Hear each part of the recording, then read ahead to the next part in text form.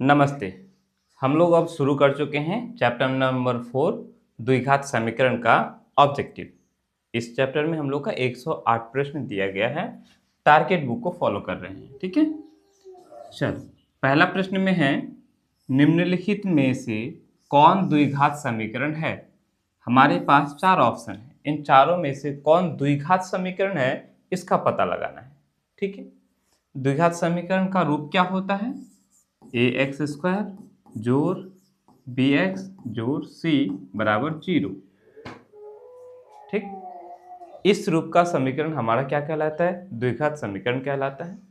यानी कि x square होगा, साथ में एक्स हो सकता है और अचर पद भी हो सकता है, या ना भी रहे तो कोई दिक्कत नहीं, ये ऐसा भी हो सकता है। एक्स स्क्वायर जोड़ बी एक्स बराबर 0 हो जाए तो भी ये हमारा द्विघात समीकरण कहलाएगा, या हमारा सिर्फ ऐसा रह जाए, ये एक्स स्क्वायर बराबर 0 हो जाए, बी भी ना रहे, ठीक, या फिर बी ये एक्स वाला पद रहे और सी वाला पद न रहे तो भी वो द्विघात समीकरण ही कहलाएगा। बहरहाल, तो अब हमें देखना है, देखो ए नंबर में क्या दिया हुआ है, एक्स जोड़ 3 गुना एक्स घटा 3 बराबर है एक्स स्क्वायर घटा 4x क्यूब। इसमें हम देखेंगे, इसमें बाकी देखने की जरूरत नहीं, बनाने की जरूरत नहीं है। सारा बनाएंगे तो हम लोग को टाइम बहुत ज्यादा लग जाएगा। आप एक एक करके बना सकते हो चाहो तो।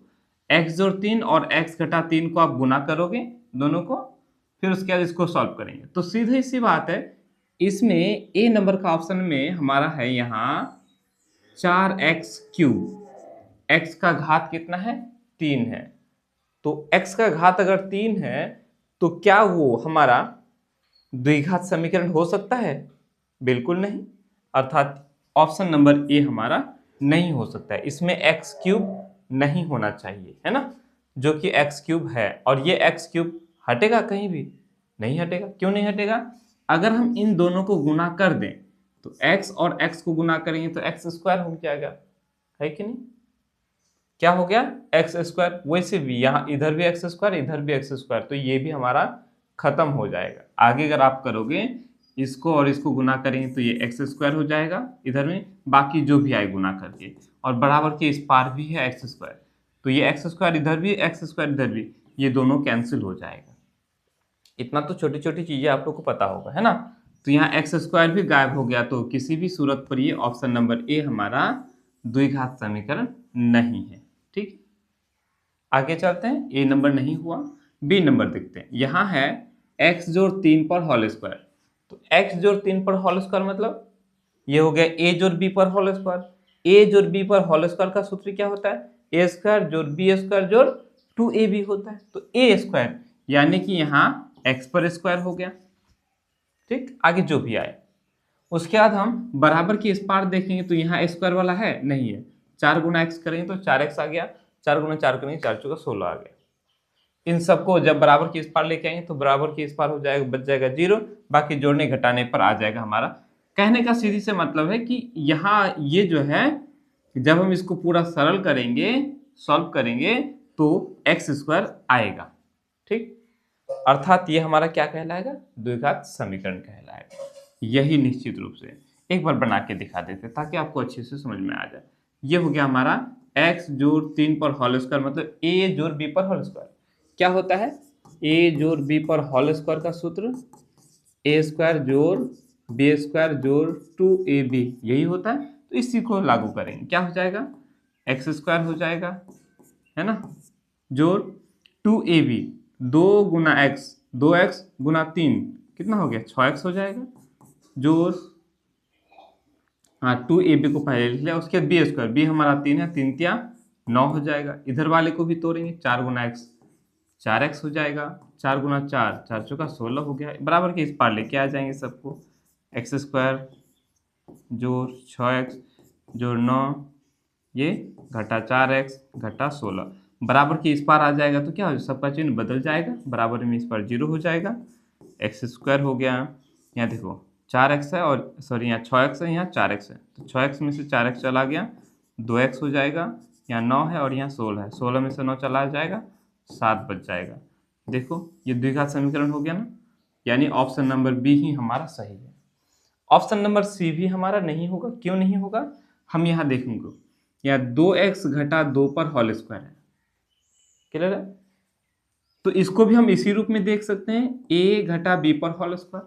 तो a घटा b पर होल स्क्वायर a स्क्वायर होता है। अगर हमारा यहाँ ऐसा रहे a घटा b पर होल स्क्वायर हो जाए तो क्या हो जाएगा, a स्क्वायर घटा 2ab जोड़ b स्क्वायर होता है, राइट। तो a स्क्वायर है, a में हमारा क्या है 2x है, तो 2x का स्क्वायर अगर करेंगे तो कितना हो जाएगा, ये हो जाएगा 2 दूनी 4 हो जाएगा, यानी 4x स्क्वायर हो गया। तो 4 बराबर के इस पार में 4x स्क्वायर है और बराबर के इस पार में भी 4x स्क्वायर है। इधर भी हमारा 4x स्क्वायर और इधर भी 4x स्क्वायर, तो ये 4x स्क्वायर और ये 4x स्क्वायर खत्म हो गया। जब 4x स्क्वायर ही खत्म हो गया तब जो भी बचा क्या हुआ, हमारा द्विघात समीकरण होगा, नहीं होगा। अगर हम डी नंबर में देखें, ऑप्शन नंबर डी में, तो क्या नजर आ रहा है, यहां देखो 1/4x, क्या है 1/4x। तो बटा में कभी भी चर को नहीं होना चाहिए, यहां हमारा क्या है बटा में है ना, यहाँ 1/4x, तो ये 4x बटा में हुआ ना, तो बटा में नहीं होना चाहिए। अगर बटा में है तो वो हमारा नहीं होगा समीकरण, उसको हम लोग नहीं मानेंगे द्विघात समीकरण, क्लियर है। याद करो, द्विघात बहुपद को जब हम लोग जीरो बना देते हैं, ये हमारा द्विघात बहुपद है, इस द्विघात बहुपद को जब हम लोग जीरो बना देंगे तब ये क्या कहलाएगा, द्विघात समीकरण कहलाएगा। पहला तो ये द्विघात बहुपद होना चाहिए, बहुपद होना चाहिए, है कि नहीं। अगर हम इसको देखेंगे तो ये हमारा बहुपद नहीं है। क्यों नहीं है, क्योंकि x हमारा बटा में है। क्या चर का घात हमेशा ही क्या होना चाहिए, धनात्मक पूर्णांक होना चाहिए, है कि नहीं, तब वो बहुपद कहलाएगा। तो ये हमारा बहुपद ही नहीं है, तो हम इसको द्विघात समीकरण के लिए ट्राई क्यों करें, है कि नहीं। तो ये ऑप्शन नंबर डी भी नहीं हो सकता, ऑप्शन नंबर बी हो जाएगा, ठीक है। इसी तरह से चलते हैं हम लोग नेक्स्ट प्रश्न की तरफ।